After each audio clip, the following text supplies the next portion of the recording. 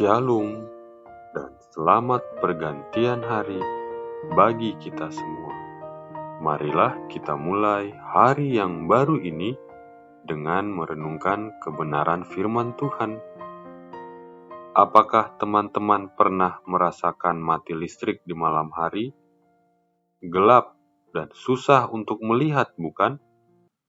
Ketika kita sedang berada dalam kegelapan, cara yang paling aman agar kita dapat melakukan sesuatu untuk dapat beraktivitas seperti berjalan, mencari barang, membaca, atau melakukan aktivitas lainnya adalah dengan menyalakan lampu atau dalam kondisi mati listrik, menyalakan senter, lilin, atau sumber cahaya lainnya.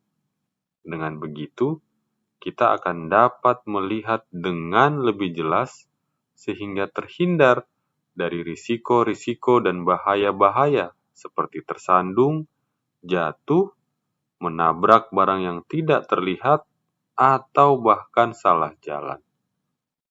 Ini adalah hal yang sama yang Tuhan juga lakukan kepada manusia.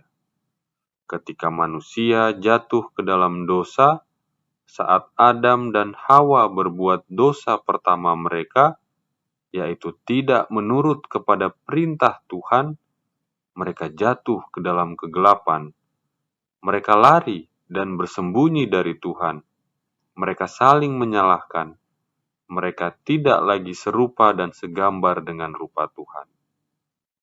Pada saat itu, Tuhan datang memberikan janji pengharapan sebagai terang dalam kegelapan.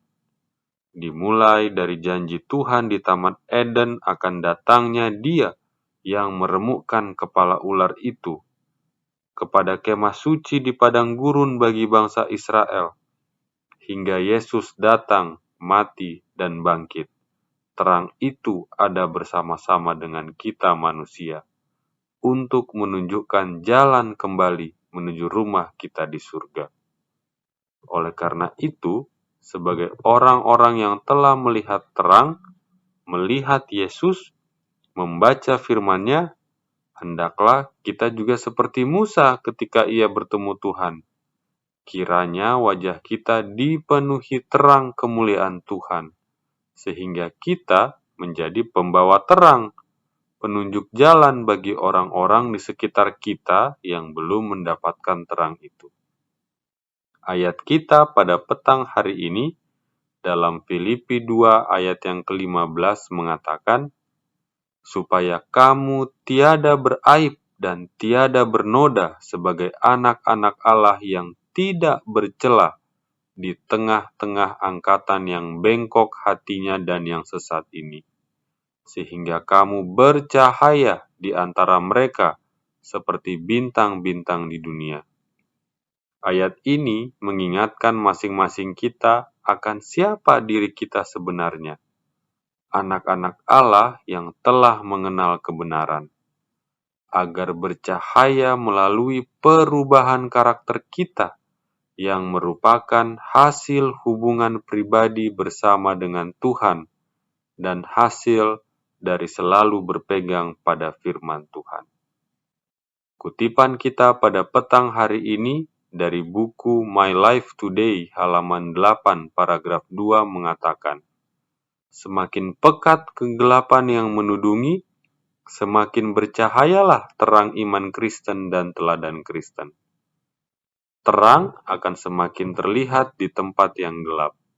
Jadi, janganlah kita mengisolasikan diri kita, tetapi dalam kehidupan setiap hari, marilah kita bergaul dan membuka diri kita sebagai etalase agar orang-orang dapat melihat secara jelas terang yang ada di dalam diri kita, yaitu Yesus Kristus itu sendiri. Ada begitu banyak orang yang sementara dalam bahaya tersandung, terantuk, salah jalan, dan bingung harus kemana karena kegelapan dunia ini. Dan Tuhan rindu mempergunakan kita sebagai terangnya. Jadilah contoh, panutan dalam lingkungan RT dan RW, dalam lingkungan pekerjaan dan sekolah kita, sebagai orang yang jujur, orang yang suka menolong dan menjauhi kejahatan. Bagikan nasihat-nasihat melalui firman Tuhan, maka Tuhan akan membantu agar terangnya dapat bercahaya melalui diri kita. Demikianlah renungan kita pada petang hari ini.